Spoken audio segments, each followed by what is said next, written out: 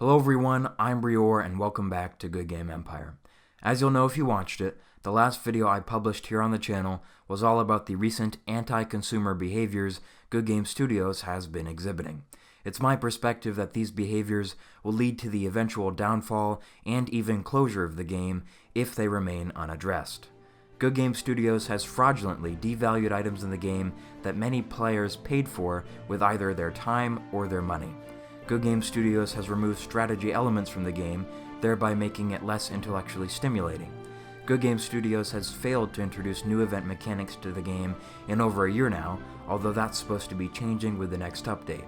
Goodgame Studios has temporarily suspended events such as the Alliance Tournament and the Alliance City Battle Period because players were competing in ways that weren't intended. All of this points to Goodgame Studios' limited vision about how their game can and should be enjoyed by players. A good developer would recognize that players will develop their own techniques and playstyles. A better developer would screen updates before publishing them to make sure unwanted possibilities weren't brought into the game. Indeed, most of the balance problems currently present in Goodgame Empire are only there because Goodgame Studios allowed them in their negligence. The gems issue that we discussed in the last video was only part of the game because the quality assurance team at Goodgame Studios failed to realize that players would make custom combinations of equipment. The farming issue, which Goodgame Studios highlighted recently on the forum, and which we'll talk about in greater detail momentarily, is only present because Goodgame Studios introduced a resource multiplying mechanic into the game.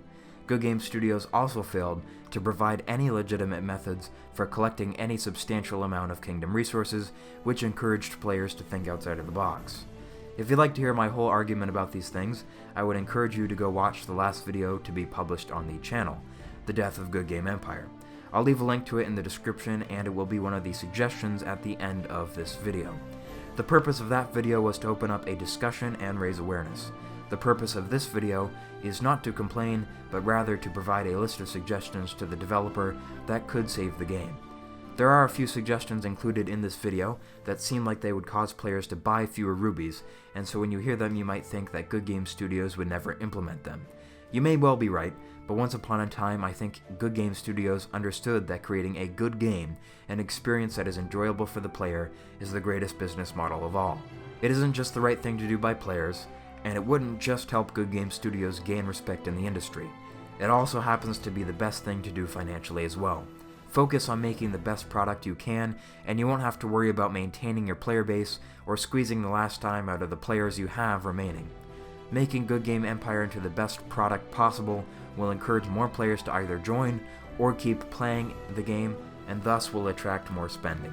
There are certainly legitimate ways to encourage players to spend money and support the game, but the increasingly frequent pop-ups and the increasingly complicated user interface are not good ways to go about that. I shouldn't have to scroll past all of these Ruby tools that I never use just to get to my wooden mantlets that I use on almost every NPC attack. I shouldn't have to close a pop-up offer every 30 minutes, and when I do get a pop-up offer, it shouldn't freeze my game while it loads. I believe it would be thoroughly impossible to accurately measure the financial costs or benefits that would arise from implementing any of the following suggestions, but I can say with confidence that many of them would lead to a better experience for a user. Users who have better experiences will stick around, and if Goodgame Studios is lucky, spend money. And with that being said, let's jump into the list. Number 1. Fixing starvation. This is one of my suggestions, and if you'd like to critique, praise, or add to it, begin your comment with #starvation. The thing that is least fun for me in Goodgame Empire is starvation. I understand that it's not supposed to be fun, and I understand that it needs to exist, because if it didn't, there would be no purpose for producing food. Food production is one of the last remaining mechanics in Goodgame Empire that is complex and intellectually stimulating, so that can't be taken away. And yet I experience starvation so often that it has become a consistent demotivator that discourages me from playing the game and making videos. I guarantee to you that I have starved over 100,000 units so far in 2017 alone. I starve troops whenever I go to edit one of these videos, so I guess the solution might be to quit the YouTube channel. However, I also starve troops whenever I forget to check all of my castles before I go to bed, so I guess the solution could also be to not sleep. Certainly I am to blame for starving my own troops, but I can't be the only one, and I can say it's completely disheartening to log in and be greeted with the starvation message. As I said, I don't think we can or should get rid of starvations, but I do think the developer could make it easier for players to avoid them. That's why I'd like to propose a food management window. Here's how it could work. At all points in time, a food icon appears somewhere on the screen. When starvation is imminent, say within 15 minutes, the food icon flashes. Hovering the cursor over it at any point in time, whether it's flashing or not, yields a countdown clock. This clock tells the player, unless he or she intervenes, the next starvation will occur in a certain amount of time. This clock is always taken from the castle where the starvation will occur next, again without intervention, and ideally it would specify that castle. Clicking on the food icon opens up a more detailed window where the player can see the amount of food in each castle, the net production or consumption, and the time until the food will run out. This window could have buttons which would allow the player to transport food in between castles. Having all of this information in one place would really help me, and I imagine it would really help others. The storehouse menu does provide some of these features, but it doesn't show consumption and time until starvation.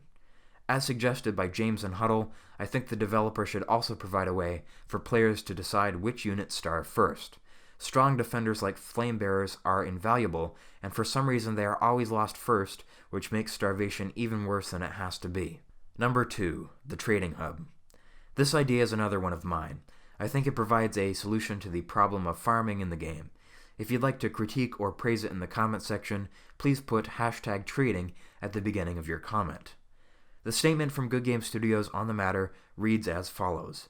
The problem with loot currently is that various loot bonuses allow the attacker to loot more resources than the defending player loses, which means players can effectively generate resources infinitely from nothing using these bonuses. This has then led to more problems, such as increased multi-accounting. Players have created specific farm castles designed specifically for the purpose of generating resources which would otherwise be tricky to receive. This makes balancing more difficult, and it contributes indirectly to increasing the gap between small and big players while also promoting multi-accounting. The solution that Good Game Studios will implement later this year is to make it impossible for the attacker to loot resources the defender doesn't already have. Good Game Studios will likely reduce the resource costs of construction. There are two problems with this proposal. One, Good Game Studios has already demonstrated it doesn't understand how to properly balance kingdom resources, evidenced by the fact that construction was so expensive in the first place, and two, it devalues existing equipment sets in the game, such as looting commanders, which many players built for the purpose of farming.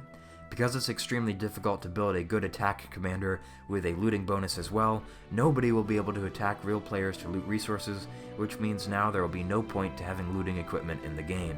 My proposal is to introduce a trading hub, which would be a permanent object either on the world map or a tent outside the player's castle. The player could send resources to the trading hub to have them multiplied over some duration of time, much like how the wishing well multiplies rubies. The trading hub could be upgraded to provide more resources more quickly. As part of a new mechanic, players would have to protect caravans from robber baron raids. Failure to do so would result in lost resources. Each trading hub would be private to each player, and everyone at least level 70 would get one. The ability to loot extra resources from other players would be removed. There would be thus no incentive to operate multiple accounts. Depending upon how fully Good Game Studios wanted to implement this idea, perhaps trading could take place between other players in the area. A group of local players would be assigned a single trading hub that would appear on the map like a dragon. The more interactive these players would be with the trading hub, the more resources could be generated for everybody. The trading hubs would be a set distance away from all players, regardless of their actual position, much like how all foreigner castles are 50 units away. Somebody on the forums mentioned that it would be far simpler to loot resources from samurai and nomad camps, but then later said that the samurai and nomad invasions were getting boring. It seemed like the game would be far more interesting for him and for the rest of us if attack the NPCs wasn't the solution for everything. Number 3. Events in the Outer Realms. Nivek Kautzer suggests that the developer should add events that take place in Everwinter, the Burning Sands, and the Fire Peaks. This was by far the most liked comment on the last video, and I agree that this would be pretty interesting. I think the appearance of sands and fire is far better than the jarring neon green of the Great Kingdom anyways, so I'd like to spend more time in those kingdoms. I could easily foresee an event where the cultists from Fire Peaks decide to invade Everwinter and need to be repelled, just as an example. If you'd like to critique, praise, or expand upon this suggestion in the comments, please begin your comment with #outers. Number 4. Protect the camp. This idea comes from user Neufeld. Maybe we could have an event where you get this extra castle for 4 days that other people can't hit, and you have a bunch of currency that you can buy equipment with stored there, which you can't bring back until the event is over.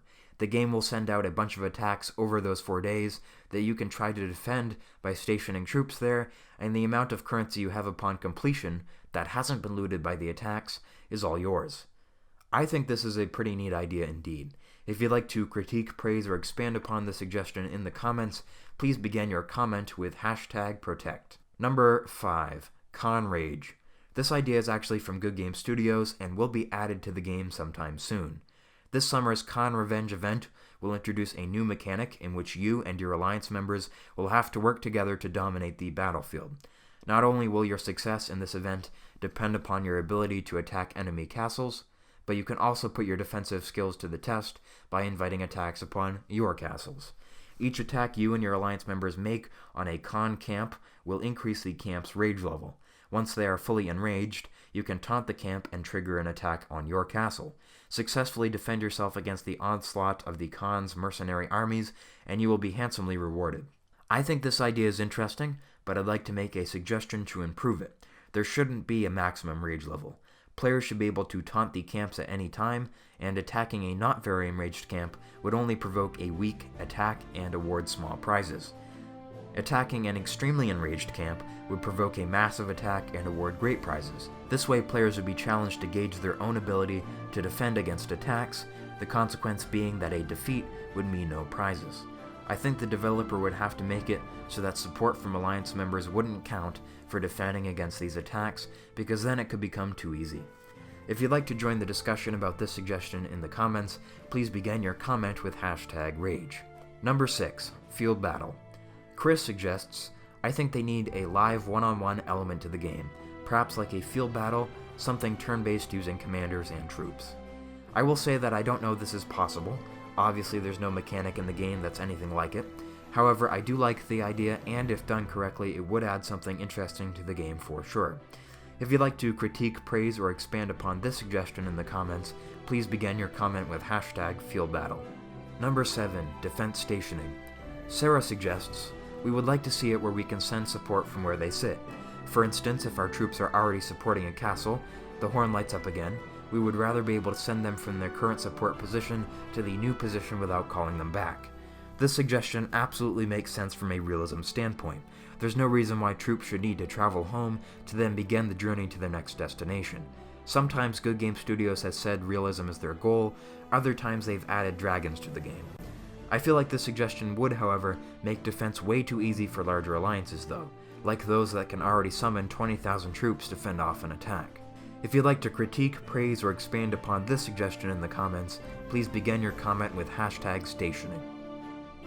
Now that we've covered some of the biggest ideas and suggestions, let's run down through a list of small optimizations that would help the game. The buttons on the attack window need to be bigger so they can be clicked more easily. The arrow at the bottom of the resource village list is the most horrible thing in the game. It's way too small, and if you miss it by accident, the menu closes and the whole screen closes because for some reason it's above the other red X button, which isn't disabled. The game should allow players to customize the order of troops and tools as they are presented in their respective menus. This would allow for quick and easy access. Jameson Huddle, who previously suggested there be a customizable starvation order, also suggests that players should be able to import resources from the Outer Kingdoms straight to their outposts. I agree. A world chat feature, as suggested by Super Gags, would be interesting. There would probably have to be multiple channels to handle the sheer volume of chat. If you commented suggestions on the last video, thanks for your help and good ideas. I obviously wasn't able to include all of the suggestions in this video, so please forgive me if yours was left out. I hope you enjoyed today's video, and if you did, please consider giving it a like. Perhaps also spread the word that we here on this channel are coming up with new and creative ideas to improve and preserve the game. Thanks for watching.